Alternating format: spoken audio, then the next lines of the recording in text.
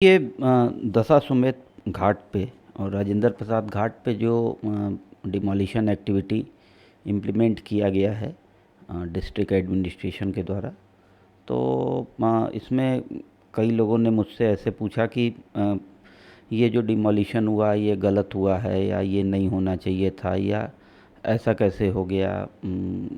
तमाम तरह की चीज़ें थी और सरकार को इस तरीके से नहीं करना चाहिए था। तो इसके बारे में थोड़ा सा एक बार जो मुझे पता चला, जो मैंने स्टडी किया, वो शेयर करना चाहता हूँ आप लोगों से। इसमें जो कहानी थी वो ये थी कि ये यहाँ पे जहाँ पे इस समय करंट कॉम्प्लेक्स बना हुआ है, दशाश्वमेध पे नया ये कॉम्प्लेक्स, कॉमर्शियल कॉम्प्लेक्स बना हुआ है। यहाँ पे 90s में एक बड़ी सब्ज़ी मंडी हुआ करती थी, सब्ज़ी मंडी और मीट मार्केट। और ये एक बड़ा सा टीन शेड हुआ करता था जिसमें कुछ दुकानें भी होती थी और एक अंदर बड़ा सा प्लेटफार्म होता था जिस पे दोनों किनारे लोग बैठ के सब्जी बेचा करते थे। और इस तरह का स्ट्रक्चर जो पुराने समय में आज भी बनारस में विशेषरगंज के इलाके में इस तरीके का स्ट्रक्चर मिल जाएगा देखने से। तो 90s में यहाँ पे ये इस तरह का एक मार्केट हुआ करता था। ये मार्केट नगर पालिका के उनके कमांड कंट्रोल में था और उन्होंने ही इसको डेवलप किया था। और वहाँ पे जो भी सब्जी वाले या मीट और जो भी चिकन शॉप वगैरह वाले थे, ये इन लोगों ने इनको अलॉट किया था। तो ये नगर पालिका के ओरिजिनली लाइसेंसी टेनेंट थे। 15/12/1988 को वाराणसी डेवलपमेंट अथॉरिटी ने इस पूरे जगह का सेल डीड अपने फेवर में 20 लाख प्लस कुछ अमाउंट था उसमें करा लिया था। तो 15/12/1988 को जब बीडीए ने सेल डीड करा लिया था इस प्रॉपर्टी का, तो देयर आफ्टर वो उनको ये था कि यहाँ पे मल्टी स्टोरी कॉम्प्लेक्स का कंस्ट्रक्शन कराना है। तो उन्होंने सब्जी मंडी के लोगों से बात किया कि आप इस जगह को वैकेट कर दें, खाली कर दें, हम यहाँ मल्टी स्टोरी कॉम्प्लेक्स बनाएंगे। जिस पे सब्जी मंडी के लोगों ने एतराज़ किया और एतराज़ करते हुए उन्होंने 22/12/1988 को इलाहाबाद हाई कोर्ट में एक रिट पिटीशन फाइल कर दिया जिसमें उनको इंस्टेंटली हाई कोर्ट ने स्टे ग्रांट कर दिया। और ग्रांट करके ये सारा जो भी बीडीए ने 1988 में सेल डीड कराया था नगर निगम से, उस सेल डीड के आधार पे उनको इस बात के लिए मना कर दिया, रेस्ट्रिक्ट कर दिया कि आप जो है यहाँ पे किसी भी तरीके से कोई भी अभी कोई भी एक्टिविटी डिमोलिशन का या इविक्शन का नहीं करेंगे।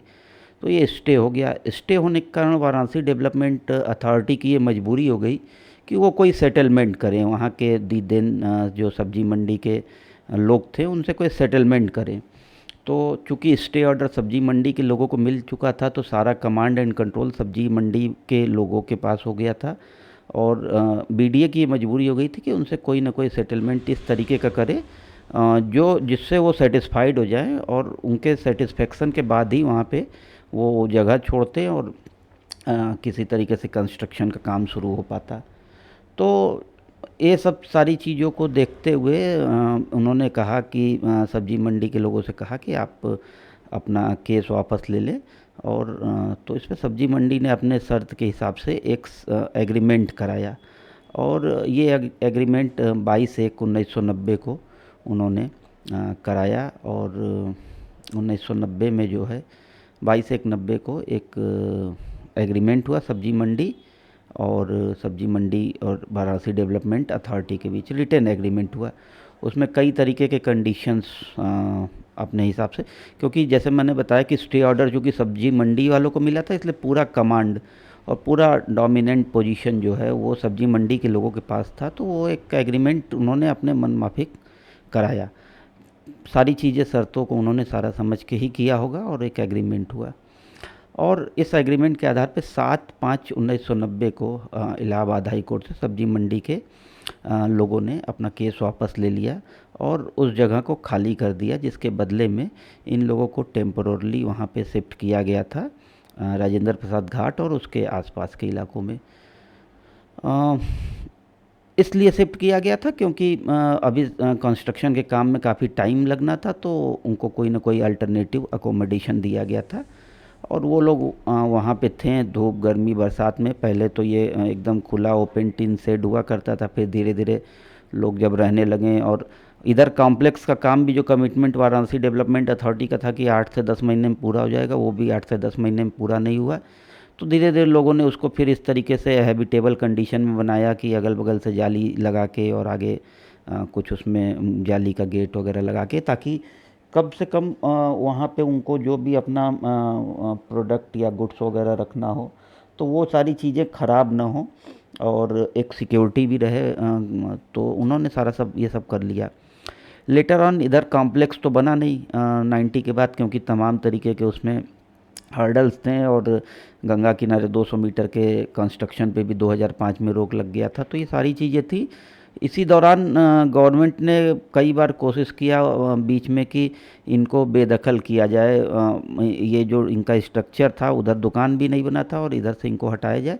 तो ये यहाँ पे राजेंद्र प्रसाद घाट वगैरह पे इनको जो है हटाने के लिए इविक्शन की कार्यवाही भी की गई। तो लेकिन ये है कि एक बार इनके खिलाफ जब जबरदस्त कार्रवाई की गई तो इन्होंने एक सिविल सूट भी 31 जनवरी 2006 को वाराणसी के सिविल कोर्ट में फाइल कर दिया था। और ये सिविल सूट जब फाइल हो गया तो सिविल सूट में एक फ़ैसला भी हुआ, और उस फैसले में वाराणसी डेवलपमेंट अथॉरिटी को क्लियरली ये मना कर दिया गया था कि आप जो है जब तक इनको दुकानें बना के वहाँ पे शिफ्ट नहीं कर देंगे तब तक आप इनको इविक्ट नहीं कर सकते हैं। ये भी एक जजमेंट हो गया था सिविल सूट में। इसके बाद फिर गवर्नमेंट बदली, फिर अभी आज की गवर्नमेंट आई। गवर्नमेंट ने वहाँ पे कंस्ट्रक्शन कर दिया और पूरा एक निर्माण कर दिया। निर्माण करने के बाद इनको फिर कहा कि दुकानों का अलॉटमेंट आपको कर देते हैं। अलॉटमेंट में डिस्प्यूट ये आया कि इनके जो एग्रीमेंट हुआ था, एग्रीमेंट में ये क्लाज इनके पास ये लिखा हुआ था कि दुकानों के लिए स्थान आवंटियों को 90 वर्ष के लिए एवं प्रीमियम की धनराशि के आधार पर देय होगी। तो जो वाराणसी डेवलपमेंट अथॉरिटी ने जो इनको अलॉटमेंट का प्रोसेस दिया था उसमें ये था कि इनको 5% अमाउंट जो है इनिशियल देना था, फिर लेटर ऑन बाकी अमाउंट भी इनको पे करना था, उसका जो वैल्यू था उन दुकानों का।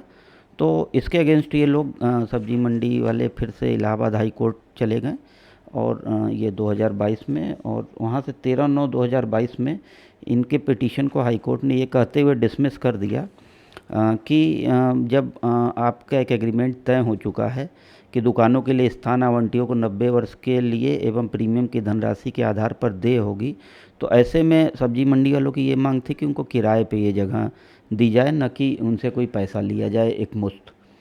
तो कोर्ट ने कहा कि नहीं, इस तरीके का किराए वाला आपका हम स्टेटमेंट हम नहीं मानते हैं, क्योंकि आपने पहले ही एक एग्रीमेंट कर चुका है कि 90 वर्ष के लिए दिया जाएगा और प्रीमियम के अमाउंट पे दिया जाएगा।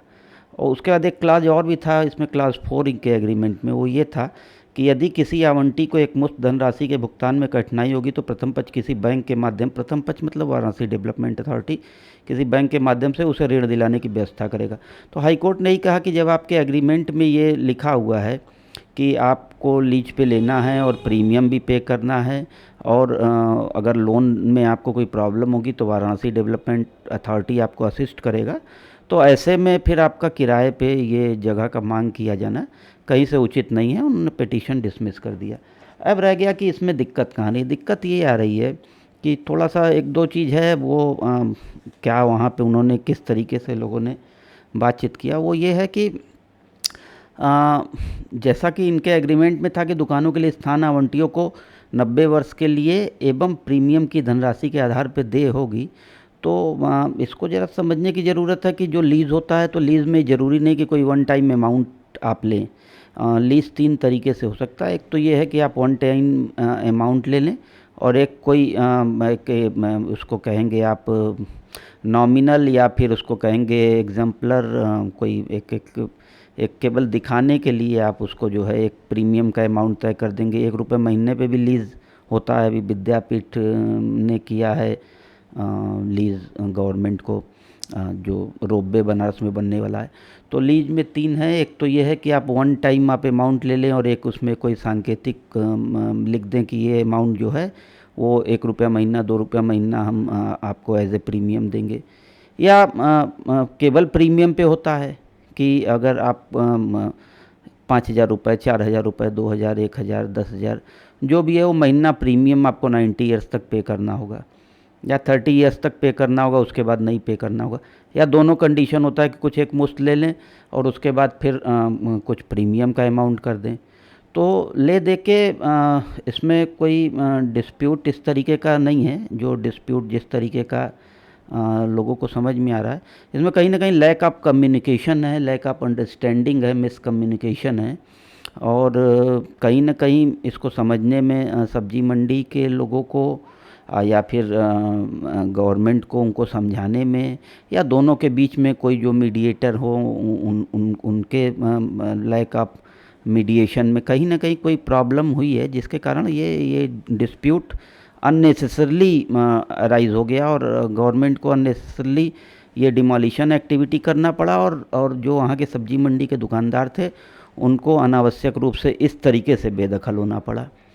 तो ले दे के अब चूँकि वो बेदखल तो हो ही चुके हैं वहाँ से, तो अब इसके आगे तो यही इनके लिए रास्ता है कि ये प्रॉपरली कम्युनिकेट करें गवर्नमेंट से, एडमिनिस्ट्रेशन से, और कम्युनिकेट करके उनसे बातचीत करें कि ये जो कंडीशन तय था इनके और एग्रीमेंट में जो तय हैं, तो इसको किस तरीके से इम्प्लीमेंट कर लिया जाए जिससे इनको भी कम से कम दिक्कत हो और गवर्नमेंट को भी उनको कोई इस तरीके की असुविधा ना हो कि उनको भी ऐसा हो कि एक आगे के लिए दिक्कत गवर्नमेंट को हो जाए, एक प्रोसीजर ऐसा बन जाए जिससे उनको दिक्कत हो।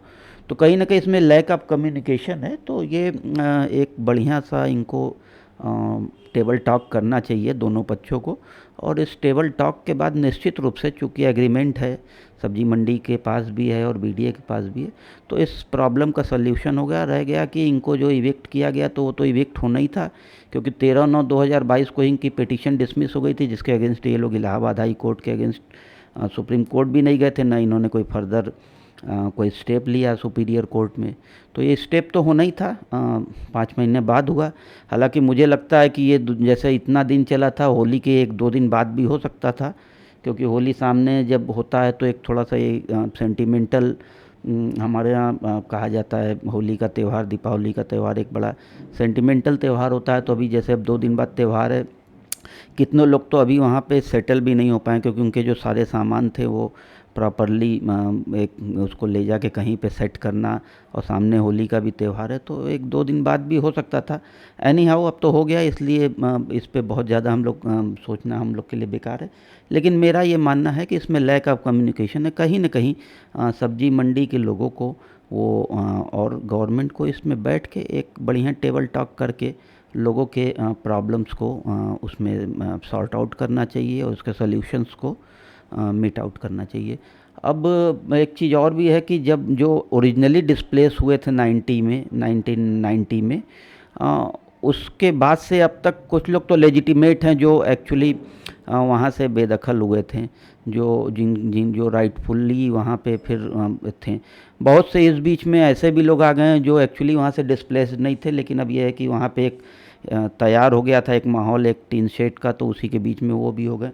तो ऐसे भी लोग आ गए हैं, तो इनको भी कहीं ना कहीं उसमें एडजस्टमेंट करना चाहिए, क्योंकि अभी जो करंट लॉ है वो राइट टू फेयर कॉम्पनसेशन का, उसमें तो ये है कि 3 इयर्स तक, अगर कोई 3 इयर्स पहले तक किसी प्रोजेक्ट के इम्प्लीमेंटेशन के अगर कोई वहाँ रह रहा है, कारोबार कर रहा है, तो उनको भी गवर्नमेंट कहीं ना कहीं से सेटल करेगी। गवर्नमेंट कोशिश कर रही है, ये नहीं कहा जा सकता, गवर्नमेंट ने चीज़ों को अच्छा करने का प्रयास किया है, और निश्चित रूप से किसी चीज़ को अच्छा होने में कोई दिक्कत किसी को नहीं होनी चाहिए। लेकिन यह कि अच्छा जो हो वो लेजिटिमेट वे में हो, जिससे लोगों को दिक्कत ना हो, कम या हो तो कम से कम दिक्कत हो। तो ले देखिए यही दशा सुमित की कहानी है, और यही इसका बैटल, लीगल बैटल है।